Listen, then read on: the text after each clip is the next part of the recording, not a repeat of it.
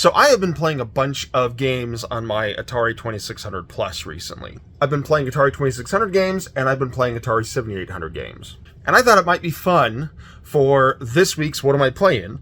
To kind of go through some of the games that I've been playing a lot of on my Atari 2600 Plus. These are some of the games that I have really been getting into lately, and putting a lot of time into. And I thought I'd share them with you. So hey, what am I playing?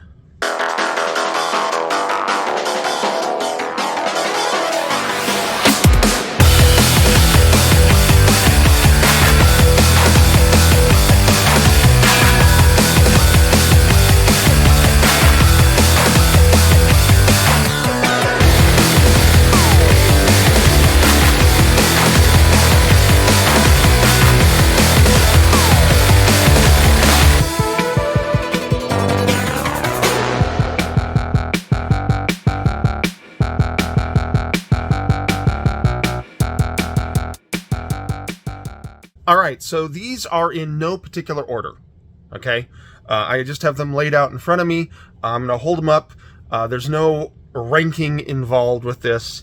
I kind of detest ranks. If I ever do a ranking video, it is entirely going to be a joke. But they're presented in no particular order. They're just here, and I'm going to hold them up. So let's get started. First up, we have Galaga for the Atari 7800.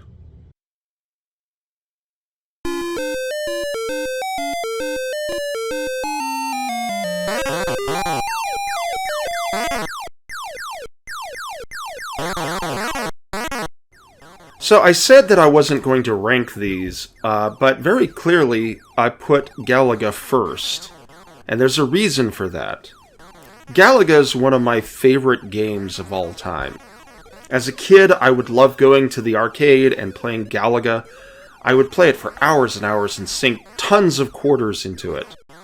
I had it for every system that I had as a child. I got all of the sequels, even the bad ones that eventually came out later on for the Genesis and the TurboGrafx-16. I love Galaga. In fact, Galaga for the Game Boy is a game that almost permanently lives in my Game Boy. The Atari 7800 version of Galaga is really good. I'm not going to say that it's the best. I'm not even going to say that it's the best version of Galaga available for an Atari platform. But it is really, really good. It nails the look and the feel, and it tickles the nostalgic center of my brain that remembers playing Galaga as a kid. At any rate, it's a great port, and it's still a hell of a lot of fun, and I've been sinking hours into this.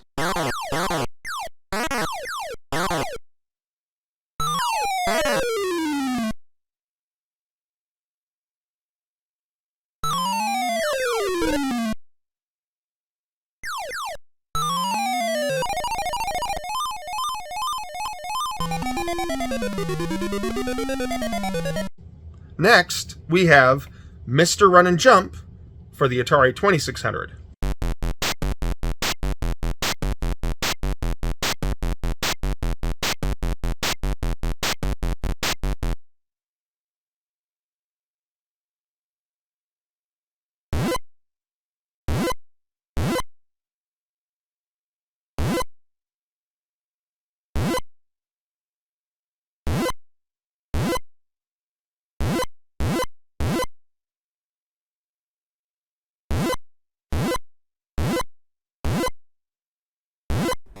Oh man, do I love Mr. Run and Jump.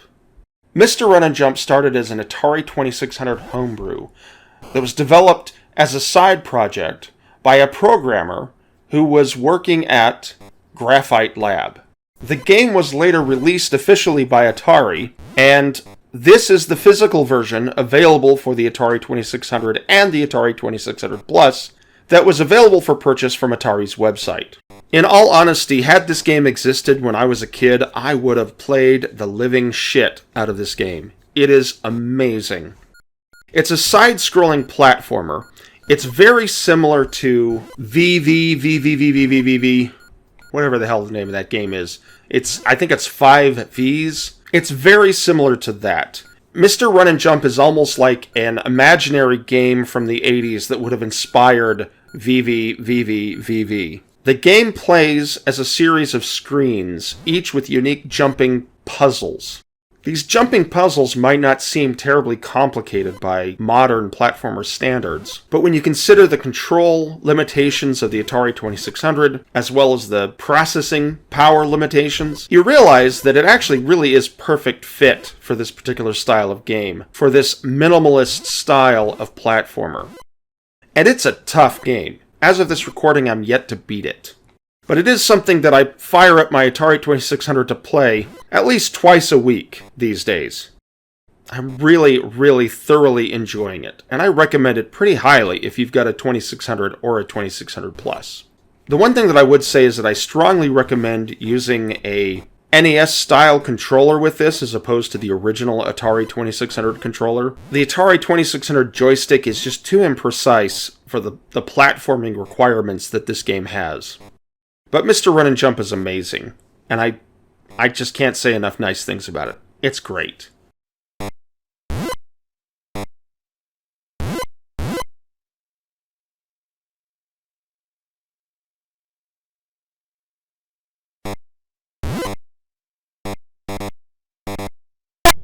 Next up, Ninja Golf for the Atari 7800.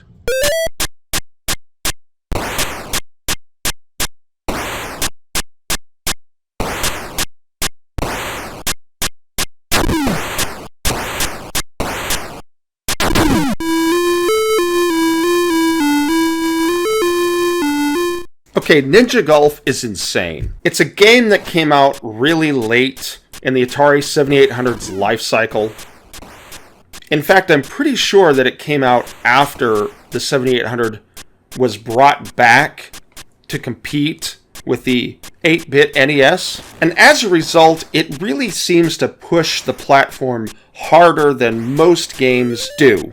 But what's really interesting about it is its premise. You play as a ninja who is playing golf, and between swings, as he's moving to where his golf ball landed, he has to fight off other ninjas and obstacles that are on the golf course. It's nuts. It's completely insane. It's such a wild concept. It's a sort of out there thinking that I really, really do tend to get into when somebody really thinks of something unique and original in video gaming. I mean, it's one part golf simulation, one part side-scrolling fighting game, similar to something like Karateka. It's utterly bonkers. It's also a game that I never played when it originally came out. Like I said, I didn't have a 7800 when I was younger, so this game was never on my radar. It was included in an Evercade cart, but for whatever reason I never tried it, or at least I never put much effort into it. And man, do I regret that, because this is a phenomenal game.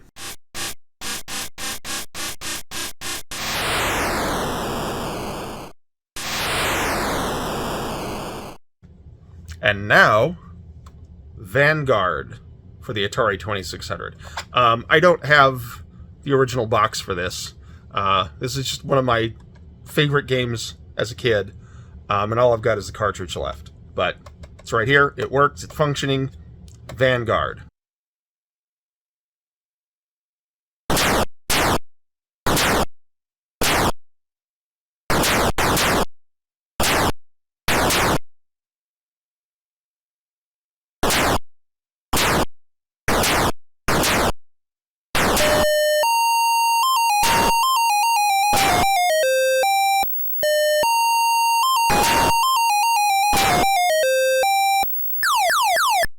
Vanguard was an arcade game that came out in 1981. It's one of the first side-scrolling shooters, playing very similar to earlier games like Scramble. It has both horizontally and vertically scrolling sections, in addition to occasional diagonally scrolling sequences. It's also one of the early games to feature an endgame boss, which was wild. Most games back then were intended to just be played continuously until you run out of lives due to increased difficulty. This is the port that Atari made for the Atari 2600, and it's utterly spectacular.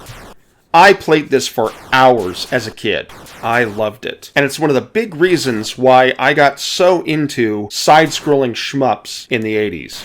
One of its unique features was that you could control the direction of your shots. When you hold down the button to fire your lasers, you can aim your laser by pushing the stick in one of 4 cardinal directions, which was really a very cool feature for this game to have in 1981. Now, the arcade had the 4 cardinal directions as buttons, but of course you didn't have that on the 2600. Graphically, this is one of the more impressive Atari 2600 games. There's effects that they do in this that really do blow my mind.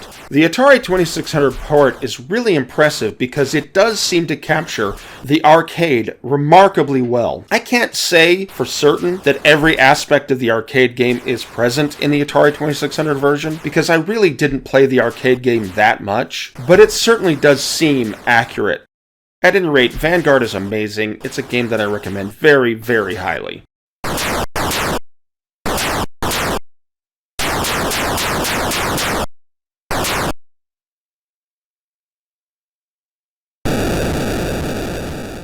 Finally, we have Food Fight for the Atari 7800.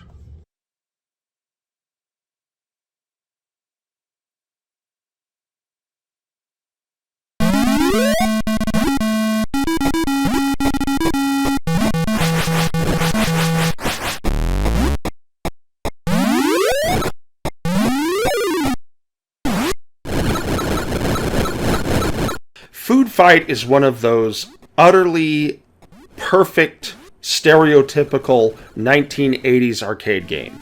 It has a main character with a strange name, trying to do some really bizarre task, who's going up against enemies that seem completely out of left field. You play as a little boy named Charlie Chuck. Your objective is to eat an ice cream cone that's located somewhere on the screen. Meanwhile, 4 chefs are trying to prevent you from eating the ice cream by throwing food at you. Hence the name Food Fight. You can also pick up food and throw at them, which causes them to disappear for a short while, only to respawn out of what seems like holes in the ground. The entire time, this ice cream that you're trying to get is melting. So you have to make it to the ice cream, eat it, while avoiding the attacks from the chefs and retaliating by throwing food at them.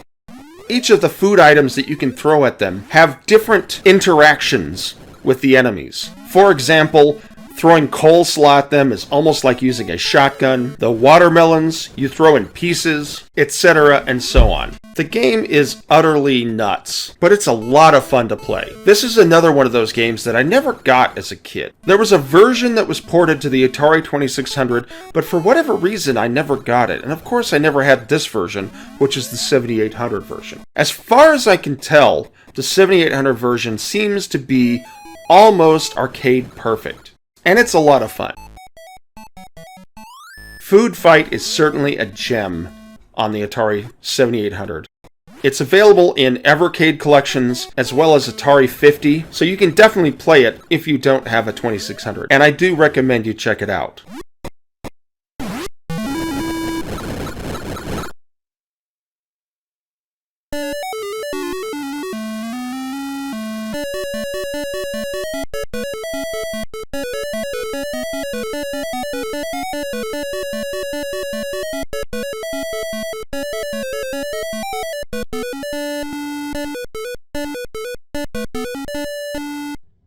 Well, I hope that was interesting. I really, really love the Atari 78 or the Atari 2600 Plus.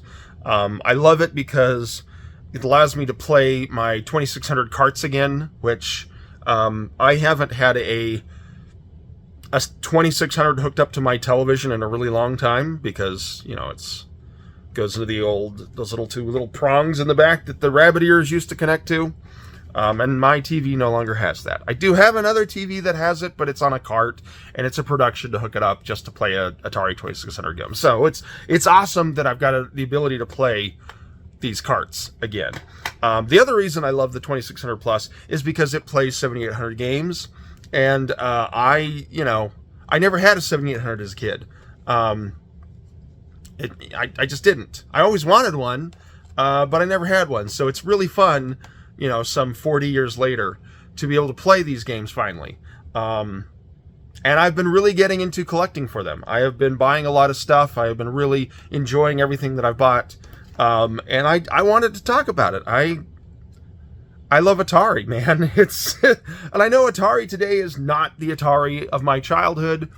I understand how capitalism works, capitalism bad. I understand all that, but I don't know. The nostalgia is real with this stuff, even for systems and games that I didn't have as a kid. Anyway, see ya.